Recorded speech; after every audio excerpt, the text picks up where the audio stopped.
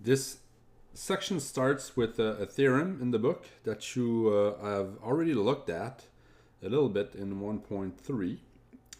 And it states basically all the properties of matrix algebra involving the addition, subtraction, multiplication of matrices, but also multiplication by scalars. For example, if we look at property A plus B is B plus A, that's the commutative law for matrix addition. We've seen this. B is the associativity of matrix addition, which means that the order in which you add A plus B plus C does not matter. You can add B plus C first and then add A afterwards, or you could calculate A plus B and add C afterwards, and it doesn't matter.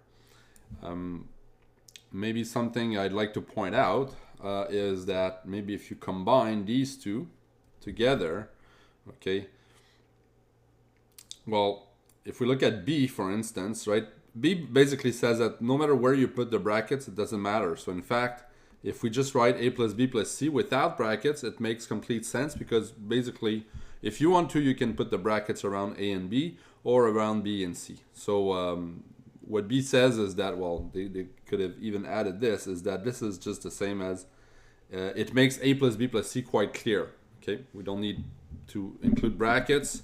It will give the same result no matter what.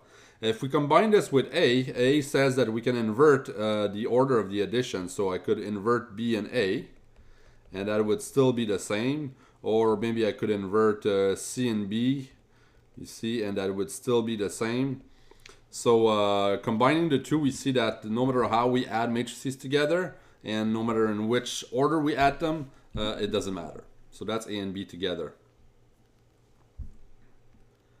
Now C is the associative law for matrix multiplication. So once again, this rule says that it doesn't matter actually in which way you multiply, in which order you multiply your matrices, in the sense that, well, order matters, but it doesn't matter how you regroup them. So what C says is that if I write ABC, it's clear what this means, because you could actually calculate AB first or BC first. It doesn't matter. Okay, but what I said something that's kind of false. Order does matter, right? So remember, if I have AB, that's not the same as BA, so I cannot write that. So in some way, if I write ABC, I cannot. It's not going to be the same as A times CB. I cannot switch around the order of the letters. Okay. So with this in mind, we're going to pay special attention to.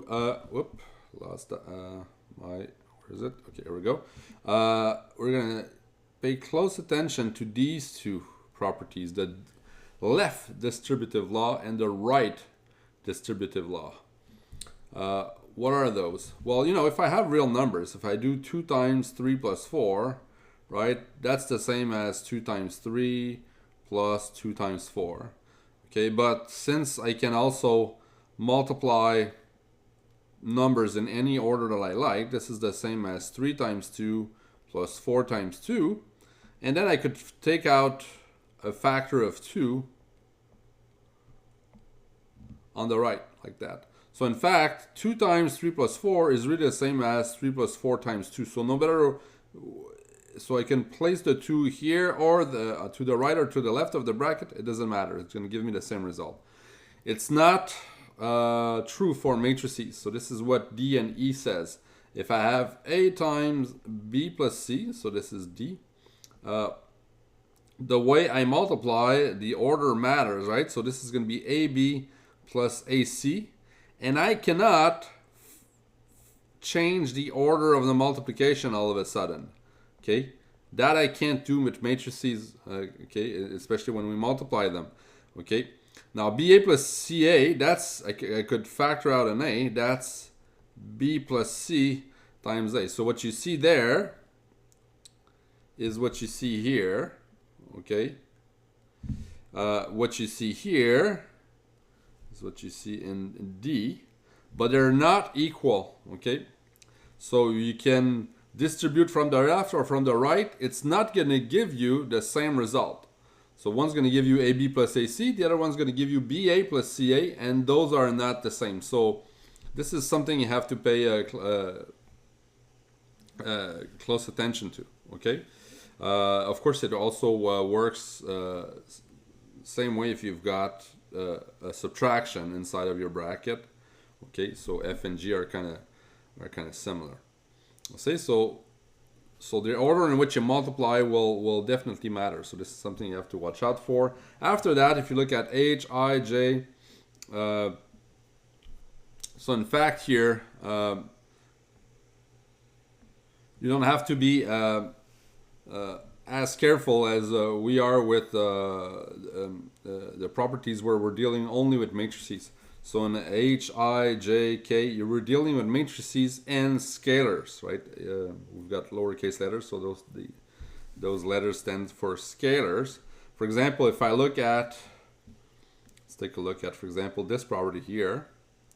Okay, so it looks like a left distributive law for multiplying a scalar by a sum of matrices. But in fact, for scalars, it's you can actually multiply a matrix by a scalar, and you can revert the order and it will still give you the same matrix. So here they write AB and AC, okay, because A was over here to the left of the sum, but in fact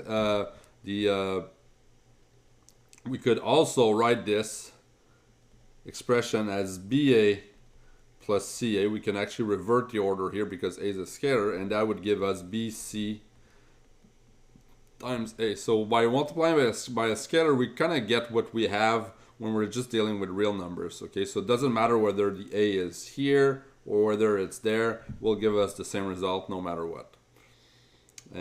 So H, I, J, K are kind of all like that. Well, actually J is a bit different, but it's the same idea here. You could actually change the order of the multiplication because A and B are scalars, and then you could factor out a C. So you see, once again, it doesn't matter whether the C is here or here, it will give you the same result, right? So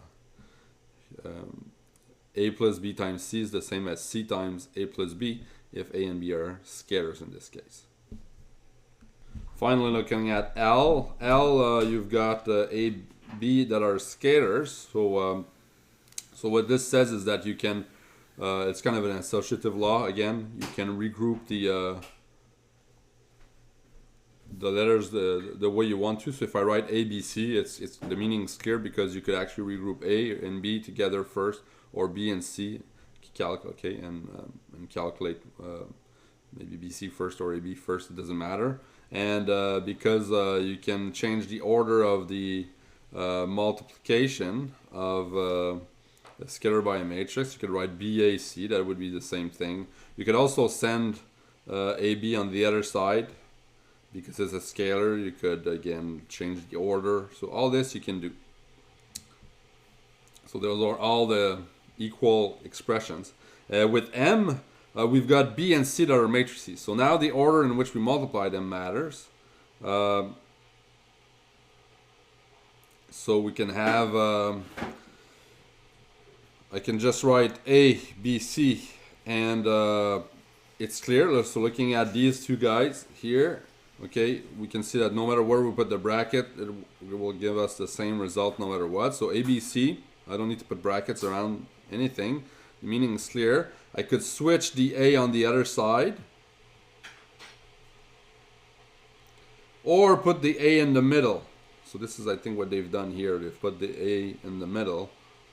All this will give you the same result because you can actually change the order where A appears, but you can't change the order of B and C. So it would be false to actually, do something like, I don't know, put the C before the B and multiply by A anywhere. That would be false. I could put the A there, or in the middle. No matter what I do, that'd be false because I've changed the order of the multiplication of the two matrices. That you can't do. You can change the order of the multiplication of the scalars. That's fine, but not of matrices. I won't ask you to prove these rules, but I'll ask you sometimes to illustrate them with examples. So this is what example 1 in the book does. So they give us three matrices, A, B, C, and we are going to verify the associative law for matrix multiplication. So what is that law again? We're going to verify that A, B, C can be calculated by maybe first calculating A times B and multiplying that by C, or calculating B times C first and multiplying that to the left by A afterwards. So we're going to verify this. So when you want to verify something like this, don't work with your equality signs, don't evaluate both sides and put the equality signs in between. We're trying to verify that it's true, so we're not going to assume it's true at first. So what we're going to do here, the strategy, we're going to calculate A, B times C. Then we're going to calculate A times BC, and we're going to see if those are equal. Okay, so in this example, that's exactly what they do. So they calculate AB first here. So A times B, I encourage you to go through this example yourself. You're going to get this matrix here. Maybe let's talk about dimensions just to see that. I'm not sure what's going on here. All right, this is a 3 times 2 matrix. This is a 2 times 2 matrix. So by multiplying them together, we're going to get, remember, the inner dimensions are going to sort of cancel. We're going to be left with the outer dimensions, 3 by 2. So this is indeed 3 by 2. Okay, so at least we can verify that the dimensions make sense. Then you can verify yourself that the numbers make sense. Maybe I'll go through one computation. So 1, 2 multiplies, I'm trying to highlight only, can I do that? Only this column, kind of hard. Maybe just the 4, all right, nope. Okay, got it. So 1, 2 times 4, 2. That's 1 times 4 plus 2 times 2. That's how we get 8, right? Okay, and I won't go through all the other numbers, but you should. You do it yourself. After that, they're trying to calculate BC. Okay, B and C are both 2 by 2. We get another 2 by 2 matrix, which is here. And then we evaluate this part here, AB times C. So this is what they do here, AB times C. And they get this matrix. And then they do A times BC, and they get this matrix. And as we can see, they are equal. Okay, so from this, we can actually conclude that